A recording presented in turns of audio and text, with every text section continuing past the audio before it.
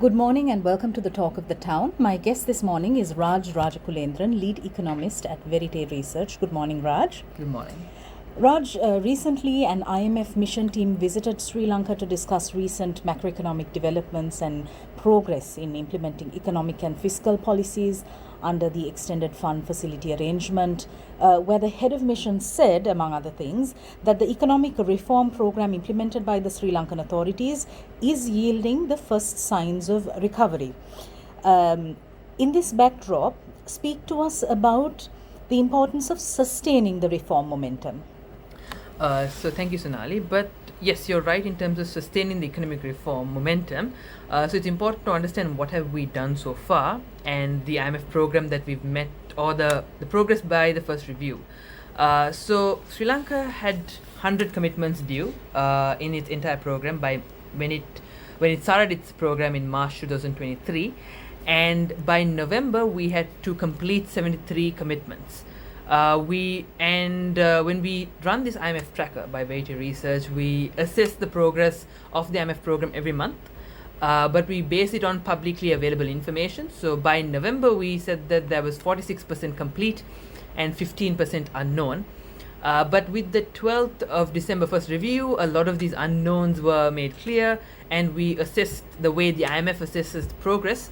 And we realized that Sri Lanka has completed 60 out of the 73 commitments due, which is an 82% completion rate. And 4 commitments were irreversibly met, like the tax revenue target that we failed.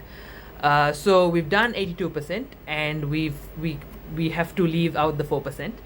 And there are 36 commitments that were not met but can be reversed. So they've been pushed into the new program as well. So which is why you see the word of first signs of recovery, because we've done majority of the program or what was due. So sustaining this reform momentum is critical, and I think with the next reviews as well, Sri Lanka should sustain it going forward. Debt restructuring is of pivotal importance to ensure economic recovery. Sri Lanka has missed its deadline multiple times, and the next deadline is due in April. Speak to us about the various aspects that this entails. As much as it's critical with the IMF program, you're right that the second thing that has to go in parallel actually is debt restructuring, and we've pushed it back from June to August to October to September, and now it's April. So we've pushed it back, and I think completing debt restructuring is critical by the second review, and it might be very vital, because pushing it back would mean that we are accumulating a lot of debt. So the question of now is how much to restructure, and one way to look at it is in terms of fairness with EPF, because we've already completed domestic debt restructuring and the EPF has gotten a significant harm about it. So it's only fair that we treat the bondholders the same as well. And when you do the math, and when you say that, okay, I'm going to treat the bondholders the same as the EPF in terms of return, so that you get no less if you invest it in the EPF or on bonds, you see a haircut of around 40%, which is a lot less than what which is a lot less than what the bondholders proposed at around 20%, which was rejected. But 40% is the number we're looking at, which puts it in line with the EPF. But what's critical is that now there are two forces in play, which is adequacy and speed. Because speed is, of course, we've been pushing it back, we need to do it a lot faster, but that doesn't mean that we compromise too much on the level of adequate restructuring, because we don't want Sri Lanka ending up in restructuring it again.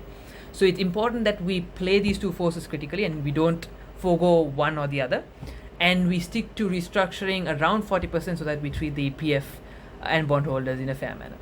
Ultimately, Raj, there needs to be an enabling environment created in terms of governance reforms, and Sri Lankans need to have confidence in the government's ability to govern.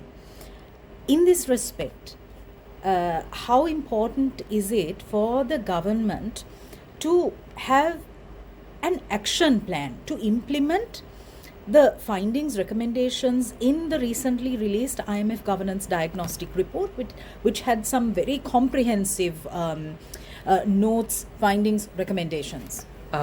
That's, I think, is very important. And when we look at most of Sri Lanka's failures comes from not great ideas, but it's actually because of lack of implementation. Every budget we do something called budget promises, where we track the budget implementation. We realize that the budget is a great document, but the implementation is what it lacks, and we usually we don't see it being implemented. Only 6% of the last year's budget was implemented. So implementation is key, and the governance diagnostic by the IMF is the first in Asia, and I think it's a very important document, and the recommendations need to be fed in. So the IMF has also realized it and has put it in their program, so it's due by February. So by February, Sri Lanka has to come up with an action plan, and hopefully we see it being implemented. And once that is implemented, and once we see the action plan, is when you can actually see sustainable economic recovery. All right, fantastic. Rajakulendran, lead economist, Verite Research. Thank you very much. Thank you.